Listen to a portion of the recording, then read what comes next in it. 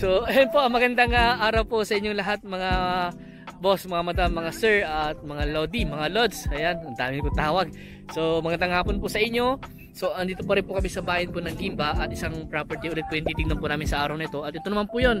So, ito po ay meron pong sukat. Ilan sukat niya? 2.6. 2.6 hectare po ito. So, kulang-kulang 3 hektarya po ito. Na ang property po nito ay bukid po siya, agricultural lot, rice field, at ang maganda po nito, nakaalawang farm to market road. Yan, so nakikita nyo po, kakaulan po kagabi. So ang sinasuggest po naming sasakyan, kung sakaling gusto nyo puntahan po ito ng personal, yung mataas po sana yung pangilalim, mga 4x4, mga 4x2 na mataas po yung pangilalim. So ang layo po natin sa highway o sa ano po niya, nasa mga ilang kilometro boss? 2 kilometro. Ayan, sa town proper po siguro sa mga 5 kilometro po siguro o 7 kilometro po. Estimate lang naman po yun. So, simula po dito, ayan, sa Pilapil po na yan, diretso po yan. Hanggang doon daw po sa may poste po doon, may kahoy po doon, parang tulos na may plug na puti. Hanggang doon po, may plug na puti rin po doon. Tapos, ano yan? Irrigation ba yan? Yung ano yan sa may kawayan? Ay, creek. So may creek po siya. As a source of water din po niya na patubig po sa nilang palayan. So may kubo. So sakop yung creek, kawayan, akasya. Yan po yung mga puno dito. May akasya. As meron po ditong irrigation canal. So ito po yung irrigation canal. May tubig po ngayon. Ayan, kaso nga lang po madamo yung irrigation po niya. Ayan, so boss, tuloy sa ko sa boundary dito. Ayan, at may ano, may plug.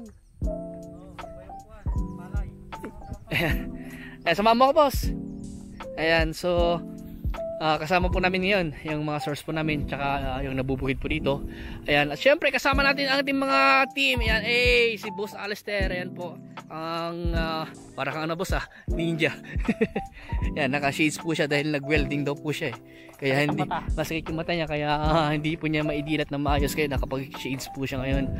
So kasama natin yung taga-drone natin, si Boss Jason, si Kuya Chris, ayan, si Boss Taeng, si Boss Ronald. Ayan, so ito po yung creek.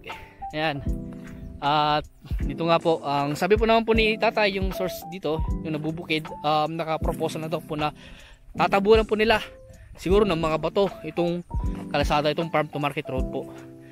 Ayan. Saan boss? Ito. Yung plug niyan doon po. So dito. So hanggang dito po sa may ano na po ito na Pilapil. Ayan. Diretso po ito. Ayan. So ang shape po niya square po. Ayan. At panoorin niyo po yung kanyang drone video para makita niyo po yung kabuuan ng property. Ayan. At ito nga po, palabas din daw po ito sa highway, pero mahirap daw po. Dito sana kami dadaan sana mamaya, kaso nga lang mahirap daw po yung daan. So kung sakaling mabili niyo po, dito lang po si Kuya Chris. Ayan, si Boss Chris. Diyan lang po yung bahay nila, bahay ng asawa po niya dito sa Gimba. Ayan, andyan na po yung highway. Yun yung highway Victoria. Victoria na to alam ko. So bayan ng Gimba tsaka Victoria, boundary na boss. Boundary na daw to ng Victoria tsaka Gimba. So yung mga kabahay na yan, Gimba pa po yan baka Gimba pa to nakalagay sa dokumento niya. Yan, pero makita po natin kung Gimba pa siya o Victoria yung asawa po ng property na ito. Pero sabi ng tatay kanina, Gimba daw sabi ni tatay kanina. Yan. So nakita po din po namin yung kanyang, nakita ni Boss Jason yung kanyang dokumento po, yung title, naka TC Torres po. Hindi lang po niya nakita kung anong location po ng property. Hindi po niya napansin. So pero sabi naman po ni tatay kanina, Gimba daw. Pero extrajudicial po siya, pero settled naman na po ayon po sa kay tatay. Yan. Ang presyo po lang ng property na ito ay 3.8 million. At kung tatawad po kayo, may konting bawas pa naman daw po, sabi po nung source po namin, o si tatay tsaka yung dalawang babae po, sila dalawang madam nakasama po namin sa naglapit po sa amin sa property na ito. Ayan. So patag po siya. Ayan. Flood free to po sa flood free. Ayan. Magandang palayan. Alam mo nga boss kung ilan yung inaanin nito every cropping, para at least meron idea yung ating mga buyers, mga prospect buyer.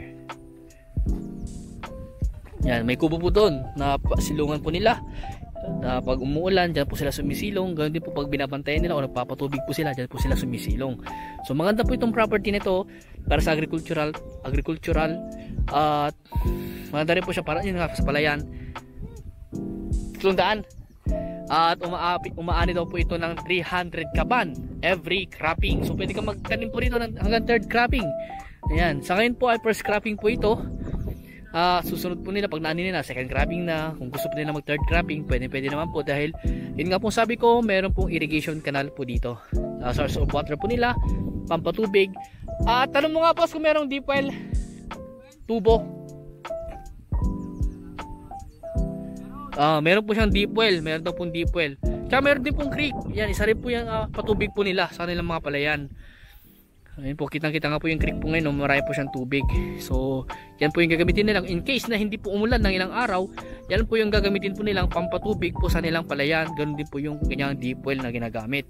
Yan. So, dito po meron po isang akasya na sulungan, tambayan po nila pag ayan nga po, nagbabantay sila o mag-aabono. Ayan po. So, panoorin nyo po mga madam, mga sir, mga boss, mga lodi, mga lods yung kanyang drone video para makita nyo po yung kabuuan ng property na ito. Sa Manila, siguro mga 2.5 hours yung driving. Sa Baguio, mga 1.5 hour. Yan, sa Pampanga, 1 oras. Sa Bulacan, siguro mga 2 oras. Ganyan po. Pinaka the best po na exit, kung sakaling gusto nyo itong puntahan, mag-exit na lang po kayo sa Pura Exit. Pura T-Plex Exit po, dito sa Tarlac. Ayan, para mapuntahan po natin to. Yan nga po, again, kung gusto nyo puntahan itong property nito, sinasuggest po namin na dapat po mataas yung pangilalim o mga 4x4 po na sasakyan yung gagamitin nyo. Ayan. At ayun nga po, yung presyo po niya is 3.8. Kung gusto nyo pa i-negotiate yung price, kausapin natin yung mga seller po, dahil ito nga po ay extrajudicial settlement na po, pero settled naman na daw po. At i-execute na lang po natin yung mga dokumento kung sakaling magustuhan nyo po ito. Kung tinatanong nyo ko magkano po yung down payment, ang mas maganda po, i-check nyo muna ng personal itong property para makapag-decide po kayo kung bibilihin nyo or hindi. Ayan, o magbibigay pa kami ng option. Ayan, mas maganda po talaga, bago po tumawad ng price, i-check nyo po muna yung property para makita nyo po ng personal. Ayan, so hanggang dito po muna. At sa mga bago pala sa aking YouTube channel, huwag nyo sana kalimutan mag-subscribe at pakit rin po yung notification bell para ma-update po kayo sa aming mga pinablog po ng mga property. Ganun din po, pakipollow nyo po ako sa aming Facebook, ganun din po sa aming group sa Facebook. Mag-join po kayo doon para makita nyo po ibang mga property na binibenta po namin. Ayan, so magandang hapon po ulit at God bless po sa atin lahat.